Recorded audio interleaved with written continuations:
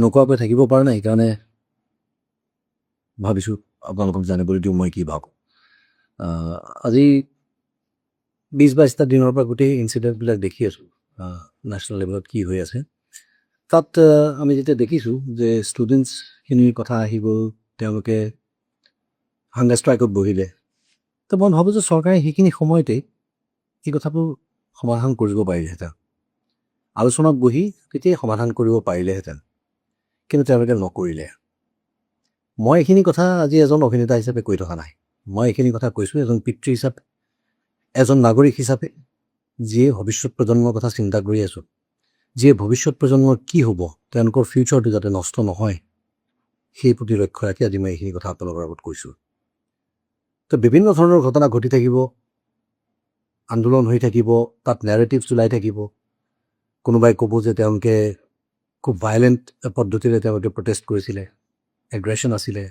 বহুতে ক'ব তেওঁলোকৰ ফাণ্ডিং বাহিৰৰ পৰা হৈছে, বহুতে ক'ব যে এইটো পলিটিকেল মটিভ আছে, কিবা আছে, অমুক চমুক চব হৈ থাকিব। কিন্তু আমি নাগৰিক হিচাপে বা অভিভাৱক হিচাপে বা মাক বাপেক হিচাপে এই 20-22টা ষ্টুডেণ্টে যে চৰম সিদ্ধান্ত ল'বলগীয়া হ'ল, তেওঁলোকে যে ছুইচাইড কৰিবলগীয়া হ'ল, এই কথাটো সঁচা, এইটো ফেক্টটো আমি মাৰিবই লাগিব। এইটো হৈছে, তেওঁলোক শংকিত হৈছে যে তেওঁলোকৰ ফিউচাৰ ইজ এট ষ্টেক, তেওঁলোকৰ ফিউচাৰটো বেয়া হৈ গৈ আছে, তেওঁলোকৰ একাউণ্টেবিলিটি লাগে।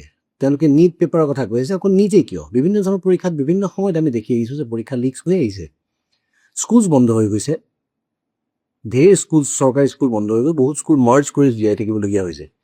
গতিকে আমাৰ শিক্ষা ব্যৱস্থাটোত যে ক'ৰবাত এটা ৰিফৰ্মেশ্যনৰ প্ৰয়োজন আছে, এই কথাটো আমি এটাই ভালকৈ বুজি পাওঁ।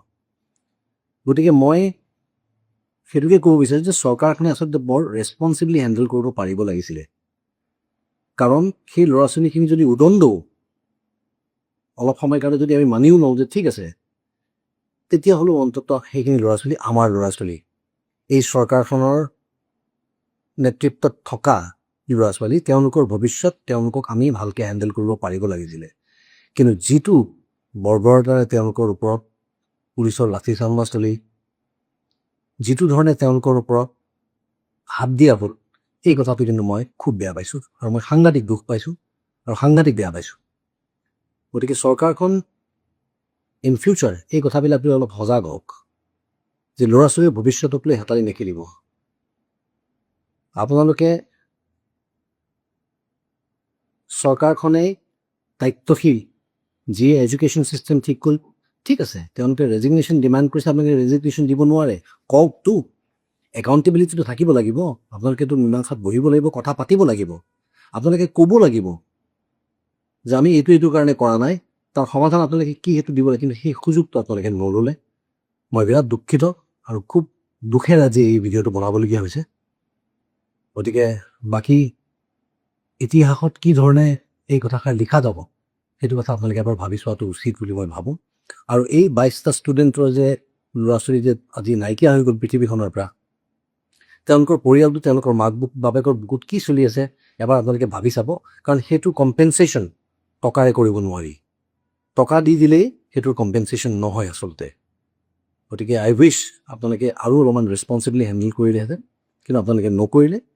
এতিয়া কোনে জানে কাইলৈ সমস্যা আৰু বাঢ়িব, কাইলৈ যদি আৰু ডাঙৰ ডাঙৰ ঘটনা ঘটে, কাইলৈ যদি আৰু ডাঙৰ ডাঙৰ আমি যদি আৰু কিবা এটা ল'ৰা ছোৱালী প্ৰাণ হেৰুৱাবলগীয়া হয়, ল'ৰা ছোৱালী, তেতিয়াহ'লে কি হ'ব। গতিকে I am deeply saddened and I am very sorry যে মই এই কথাটোত আপোনালোকৰ এই গোটেই যিটো ধৰণে আপোনালোকে হেণ্ডেল কৰিলে পদ্ধতিটো মোৰ ভাল নালাগিল। ধন্যবাদ।